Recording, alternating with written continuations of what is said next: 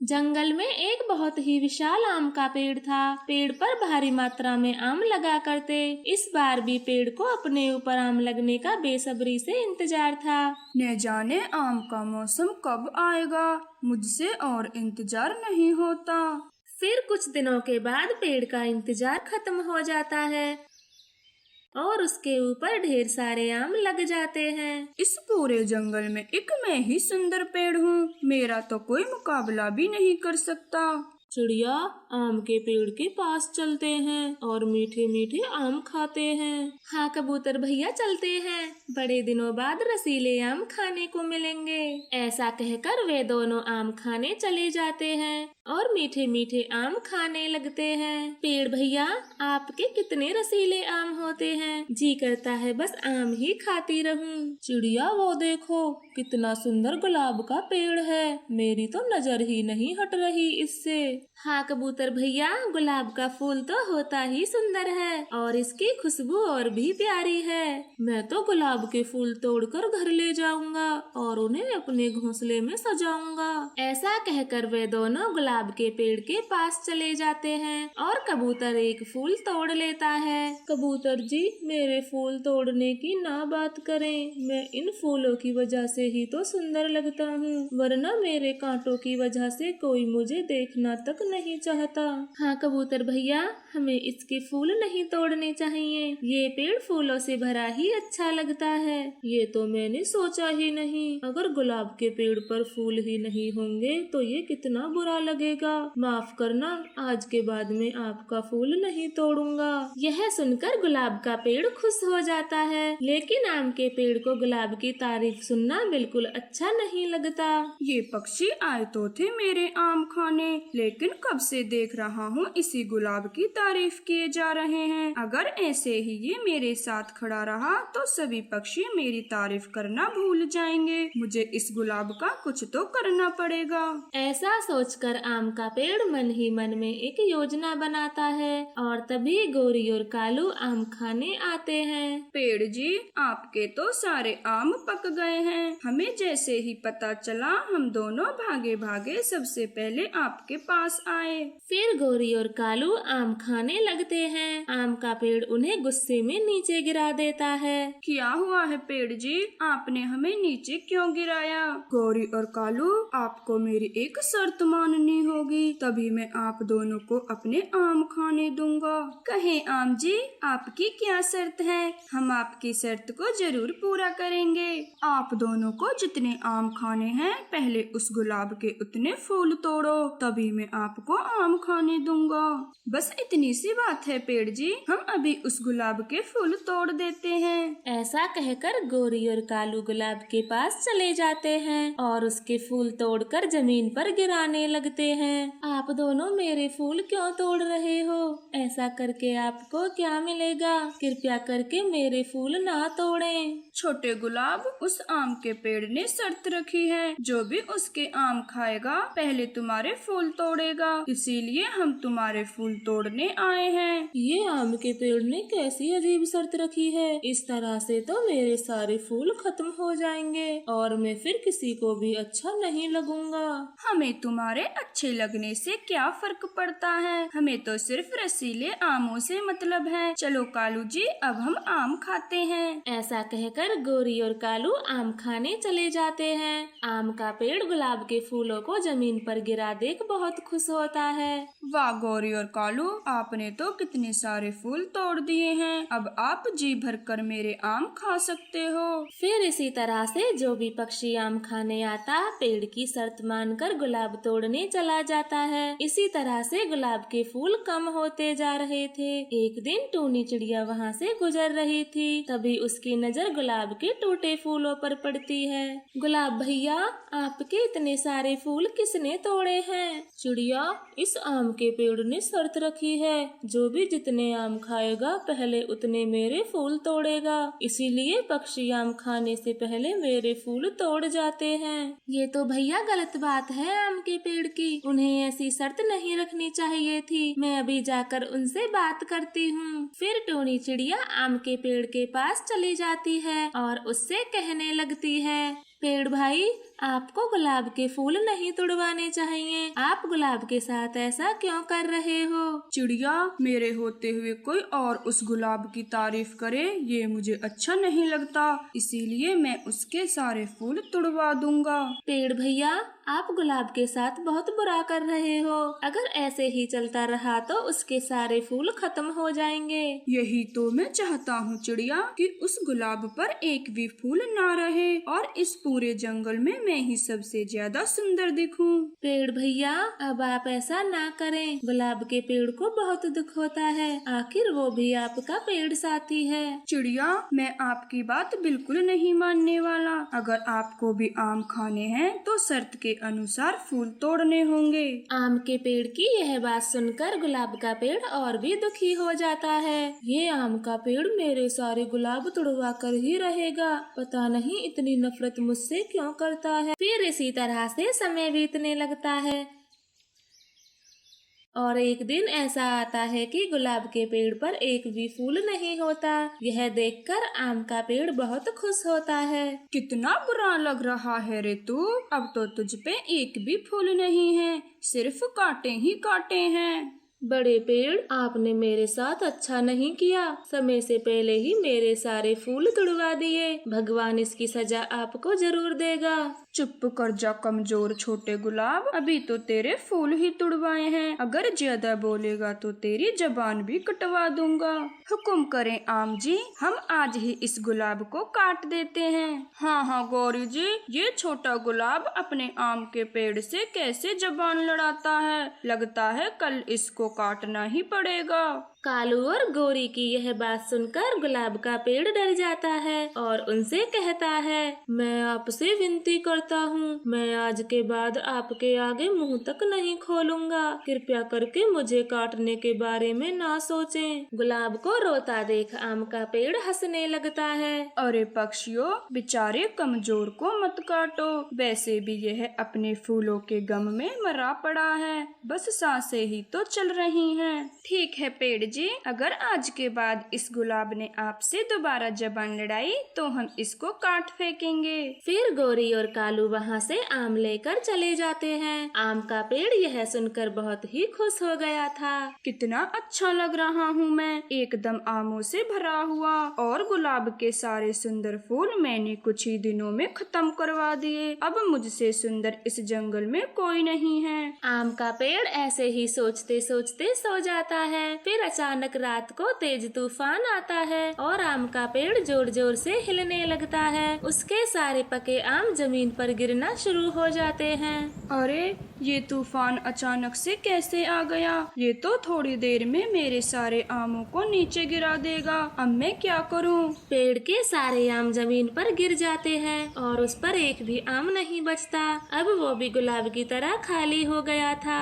धीरज रखें आम के पेड़, अगले साल आप पर खूब ढेर सारे आम फिर से लगेंगे। गुलाब की ऐसी बातें सुनकर आम का पेड़ और भी दुखी हो जाता है। माफ कर दो छोटे गुलाब, मैं अपने आमों के घमंड में अंधा हो गया था, जो आपका दर्द देख नहीं पाया और सारे फूल तुड़वा दिए। लगता है भगवान ने मुझे इसी की सजा दी है। फिर इस तरह से आम के पेड़ को अपनी गलती का एहसास हो जाता है और फिर वह उस दिन के बाद छोटे गुलाब से नफरत करना बंद कर देता है और फिर हंसी खुशी जंगल में रहने लगते। कालू भैया, आप दोनों इतनी रात को कहाँ से आ रहे हो? टूनी चिड़िया, हम अपनी बेटी कोकी के लिए रिश्ता देख कर आए हैं। कालू भैया, कोकी तो अभी बहुत छोटी है, उसकी शादी की उम्र नहीं है। अच्छा रिश्ता एक बार मिलता है, बार बार नहीं। बड़े दिनों से हम एक अमीर घराना ढूंढ रहे थे, जो कि आज हमें मिला है।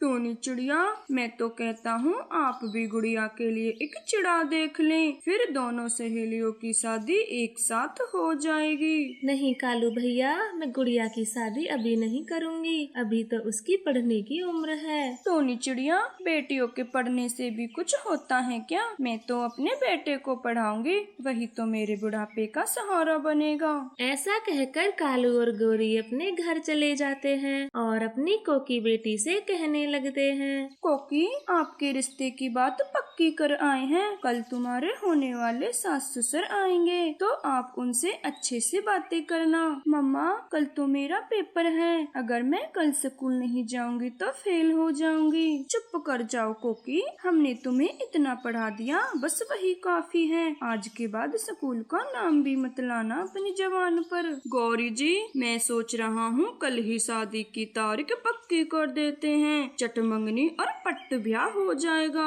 हाँ हाँ कालू जी, कल ही कर देंगे शादी की तारीख पक्की। वो सभी ऐसे ही बातें करके सो जाते हैं और अगले दिन गौरी सभी पक्षियों को मिठाई बांट रही थी। लो बुलबुल मिठाई, आज कोकी की शादी की तारीख पक्की हो गई है। 21 नवंबर को शादी है कोकी की। गौरी बहन, कोकी का होने वाला पति क्या काम करता है? अरे, मेरी पसंद कभी बुरी होती है क्या? बहुत अमीर रिश्ता ढूंढा है मैंने कोकी के लिए, वहाँ की रानी बनकर रहेगी। फिर धीरे धीरे कोकी के शादी वाला दिन आ जाता है। कालू और गौरी तो शादी की तैयारियों में व्यस्त थे। अरे कबूतर, जल्दी जल्दी से मिठाई सजाओ, बारात के आने का समय हो रहा है। कोकी, जल्दी से तैयार हो जाओ, बारात के आने का समय हो रहा है। अपनी माँ की यह बात सुनकर कोकी चुपचाप टूनी चिड़िया के घर चली जाती है और उससे कहने लगती है, आंटी जी, मुझे ये शादी नहीं करनी है, कृपया करके ये शादी रोक दो।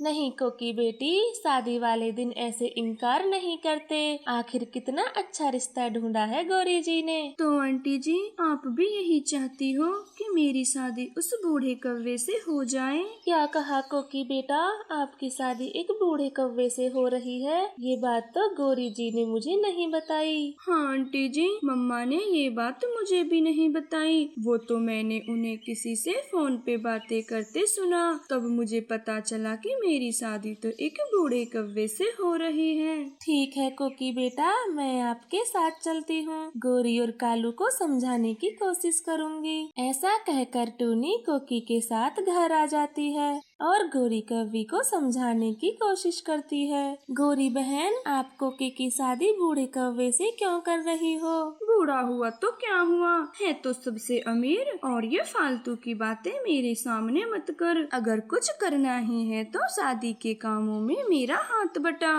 कालू भैया, आप तो गौरी बहन से ज्यादा समझदार हो, फिर पैसों के लालच में अपनी बेटी की जिंदगी खराब क्यों कर रहे हो? आपको अपनी बेटी की शादी नहीं करनी है तो मत करो, परंतु मेरी बेटी के पीछे क्यों पड़ी हो? कहीं उसके अच्छे रिश्ते से जल तो नहीं रही? नहीं कालू भैया, आप ऐसी बातें क्यों कर रहे हो? क्या आपकी कोकी इस शादी से खुश है? अरे, ये भी कोई पूछने की बात है? और तुम होती कौन हो मेरी बेटी की खुशियों के बारे में बोलने वाली?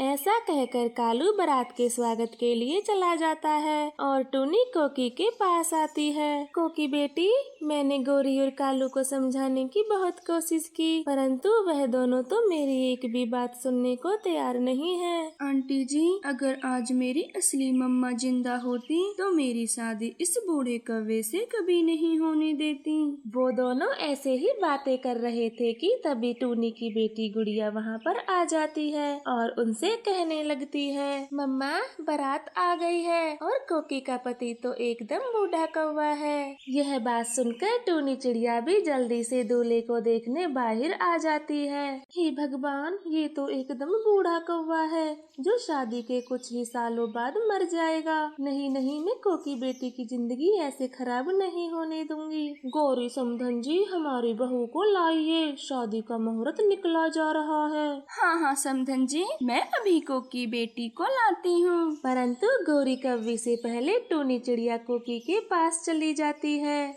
हाँ कोकी बेटी, आपको इस बूढ़े कौवे से शादी करने की कोई जरूरत नहीं है, आप मेरे घर में जाकर छिप जाइए। टूनी चिड़िया की यह बात सुनते ही कोकी वहाँ से भाग जाती है। अरे टूनी, तू यहाँ क्या कर रही है और कोकी बेटी कहाँ है?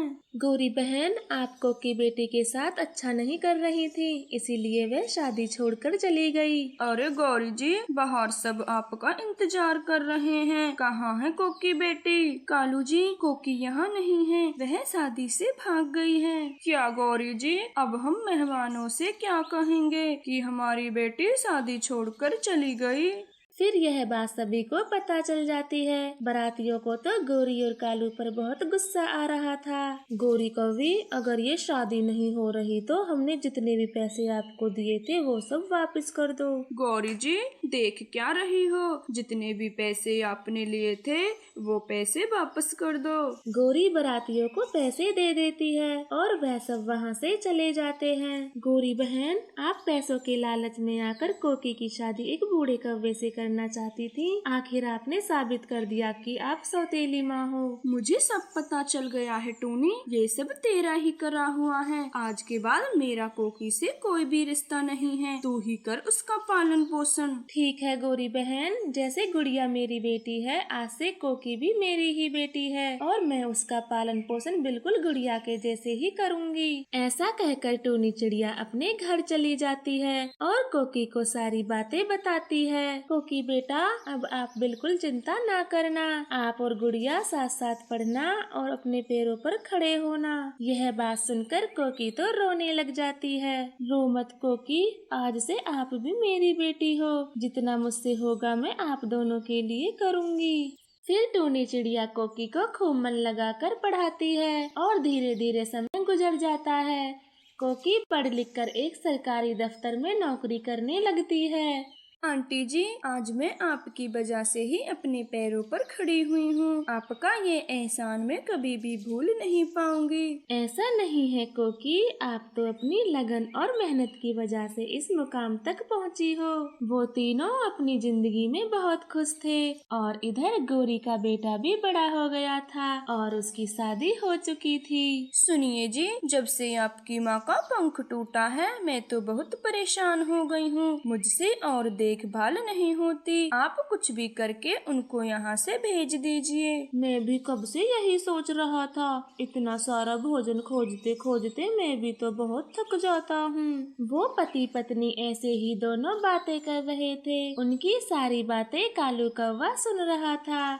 गौरी जी, जिस बेटे को आप हमेशा अपना अपना कहती थी, वह आज हमें यहाँ से भगाने की बातें कर रहा है। उससे हमारे बुढ़ापे का बोझ और नहीं उठाया जा रहा। कालू कौवा ऐसे बातें ही कर रहा था, तभी उसके बेटे बहू वहाँ पर आ जाते हैं। पापा, आप मम्मी को लेकर यहाँ से चले जाओ, वरना मेरी पत्नी मुझे छोड़कर मायके चली जाएगी। बेटा, मैं तो घर छोड़कर अभी चला जाता, परंतु अपनी मम्मा का तो ख्याल कर।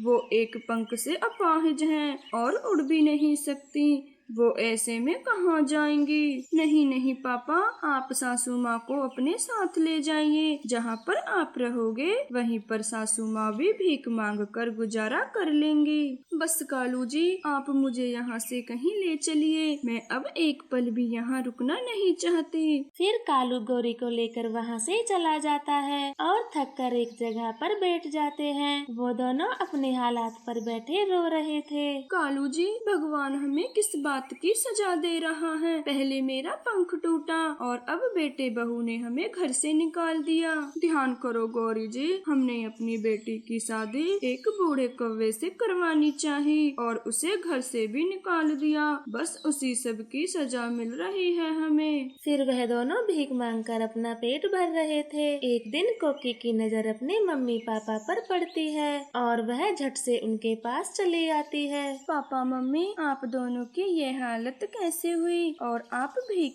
क्यों मांग रहे हो? कोकी बेटी, हम दोनों ने आपके साथ बहुत बुरा किया, बस उसी की सजा भुगत रहे हैं। कोकी बेटा, आपके भैया ने हमें घर से बाहर निकाल दिया है और अब आप भी यहाँ से चली जाओ, हमें अपने किए की सजा भुगतने दो। नहीं पापा मम्मी, मैं आपको इस हालत में नहीं छोड़ सकती, आप मेरे साथ चलिए। फिर कोकी गौरी और कालू को वहाँ से लेकर घर चली आती है और उनकी अच्छे से देखभाल करने लगती है।